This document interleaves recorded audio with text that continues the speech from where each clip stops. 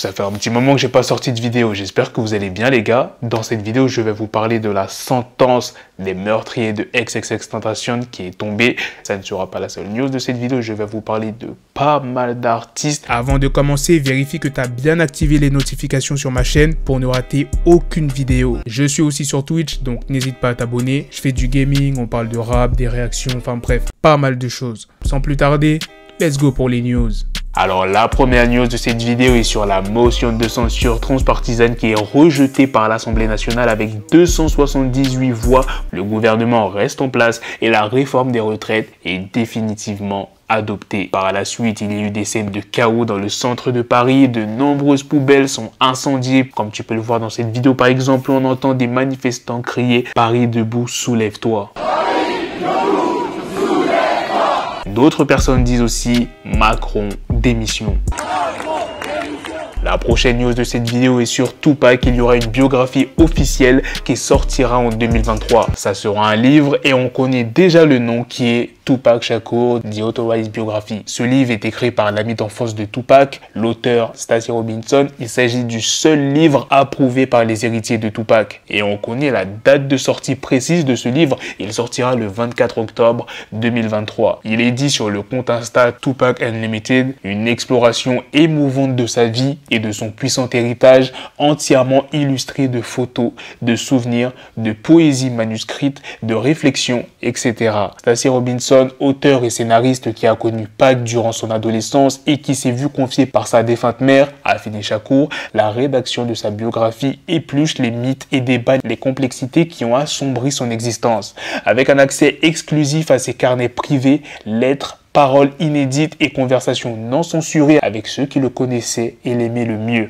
Robinson raconte une histoire puissante d'une vie définie par la politique et l'art, celle d'un homme conduit à part égale par la brillance et l'impulsivité. Le compte Insta précise que Stacy Robinson a déjà écrit un livre sur Tupac et qu'il a aussi collaboré au prochain documentaire FX Their Mama de Saga of Afeni and Tupac Shakur qui sera présenté le 21 avril. En parlant de Tupac, il y a l'artiste Kurupt qui a révélé dans une interview récente que la mort de Tupac était la preuve que l'environnement autour de Death Row Records était très dangereux et que c'était la raison pour laquelle il a décidé de quitter le label. C'est dans l'interview The Art of Dialogue que Kurupt s'est exprimé. Il dit « Partout où nous allions, nous devions garder les yeux ouverts et les pieds bien au sol. Nous devions rester ensemble et faire en sorte de nous protéger. Cela ne servait à rien de signer chez Death Row pour ressentir la même chose que lorsque nous étions dans la rue. Nous nous sommes tous un peu brûlé les ailes à cause de ça. Dr. Dre a mis le mouvement en route en nous montrant qu'on pouvait partir. Dre est parti, puis Tupac a été assassiné.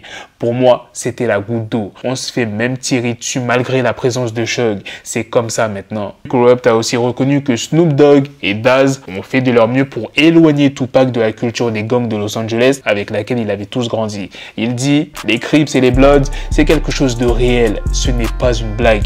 Il ne faut pas jouer avec ça. Une fois que vous êtes dedans à vie. » Mais Tupac était un militant. Il n'était pas membre d'un gang. Il vient d'un tout autre milieu. Les Black Panthers, ce n'était pas sain pour lui. Beaucoup d'entre nous avions rejoint les gangs par choix, parce que nous devions le faire. Nous y avons vécu, nous devions protéger notre communauté. La prochaine news de cette vidéo est sur un artiste français, qui est Zola, qui a récemment sorti son 3e album, Diamant du Bled. Les premiers chiffres de streaming sont tombés. En 24 heures, son projet a cumulé 5 millions de streams. Une collaboration sortira très prochainement entre les deux artistes Central C et Dave. On connaît déjà le nom du morceau, c'est Slowly. Qui aurait pu croire qu'en 2023, on aurait une collaboration de ces deux artistes, Gambi et Eneli Choppa. Oui les gars, vous avez bien entendu, regardez cette vidéo.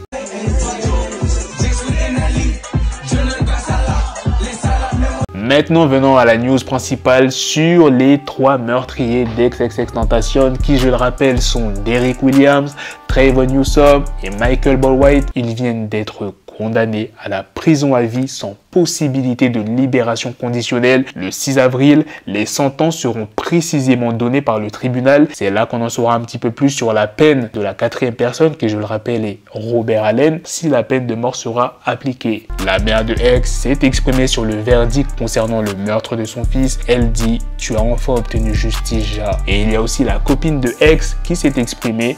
Elle dit « Après 5 années, tu peux enfin reposer en paix.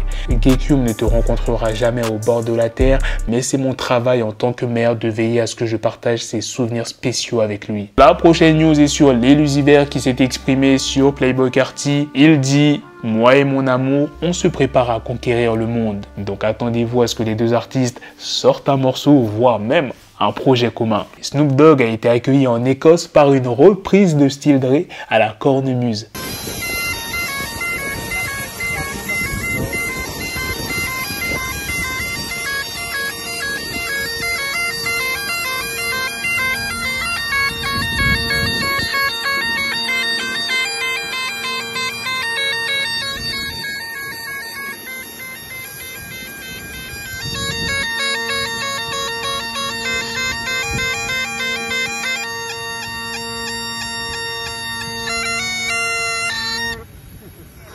La prochaine news est sur l'artiste JNR qui sortira un projet au nom de Junior. Il sera disponible le 7 avril. Donc on est déjà les featuring. Il y aura Gradure, ZKR, BK et Gibbs. Il y a Maes qui vient tout juste de proposer un combat à Booba. Je vous laisse écouter ce qu'il a dit. C'est en vidéo qu'il s'est exprimé. Ah frérot, voilà, t'as vu, j'ai besoin de rouler en Mansouri. J'ai besoin de te casser ta mère. Donc ça veut dire... Frérot, on va pas faire de tête à tête sur Spotify et Deezer, t'es devenu fou quoi. Frérot, comportement, dans 3 piges t'as 50 ans. On l'a comportement frérot. Viens, octogone, sans règle, je vais boire ton sang, je vais te briser les os. Bref, Wallah, quand tu veux, sérieusement, je te baisse ta mère, Wallah. Maintenant, je vais te parler d'une sombre histoire qui s'est passée aux États-Unis en février 2021. Il y a un homme âgé de 44 ans qui a tué 3 personnes dans l'État de l'Oklahoma. Selon les informations de la presse américaine, le 9 février 2023, il a tué sa voisine à qui il a par la suite arraché le cœur. Il a pris l'organe, il l'a cuisiné et a forcé son oncle et la fille de l'oncle qui est âgée de 4 ans à le manger. Et après cela, il les a tués. Le procès sur cette affaire s'est tenu le mercredi 15 mars 2023 et l'homme, tu t'en doutes bien, a été condamné à la prison à vie. Ah oui, autre chose que cet homme ait fait, il a attaqué sa tante et il lui a crevé un œil. Contrairement aux 3 autres personnes, sa tante a survécu, elle a été conduite à temps à l'hôpital. Les forces de l'ordre étaient intervenues suite à un appel téléphonique au cours duquel une personne qui demandait de l'aide avait subitement raccroché. Arrivés sur les lieux, les agents de police qui ont forcé l'entrée de la maison